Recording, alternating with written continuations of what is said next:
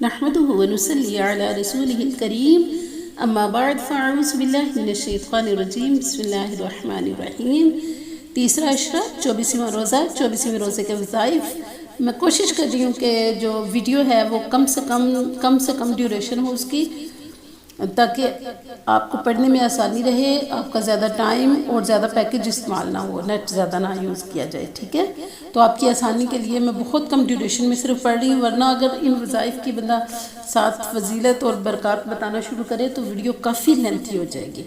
تو اس لیے آتے ہیں وظائف کی طرف۔ نماز فجر کے بعد 3 مرتبہ ہم یہ دعا پڑھیں گے: اللہم عافنی فی بدنی، اللہم عافنی فی سمعی، اللہم عافنی فی بصری، لا الہ الا انت، اللہم انی اعوذ بک من الکفر والفقر، اللہم انی اعوذ بک من عذاب القبر، لا الہ الا انت۔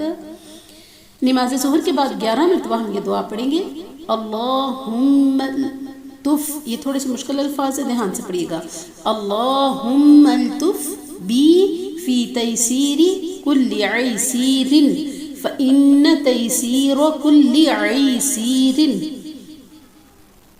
اللہم الطف بی فی تیسیر کل عسیر، عسیر نہیں ہے معذرت، عسیر، فإن تیسیر کل عسیر علیک یسیر وأسألک اليسر والمعافة فی الدنیا والآخرہ۔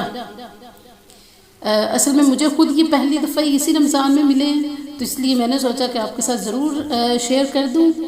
اور اس کے بعد نماز عصر کے بعد 11 مرتبہ ہم پڑھیں گے یہ دعا: اللہم انی اعوذ بک من عذاب القبر واعوذ بک من عذاب النار واعوذ بک من فتنة المحیا والممات ومن شر فتنة المسیح الدجال۔ اور نماز مغرب کے بعد 100 مرتبہ یہ کلمات پڑھیں گے: لا الہ الا اللہ الملک الحق المبین۔ اگر آپ ان کلمات کو اپنی روٹین میں لے آتے ہیں نا، روزانہ ایک تسبیح کرتے ہیں، آپ کو ودن 1 ویک اس کے اثرات نظر آنا شروع ہو جائیں گے۔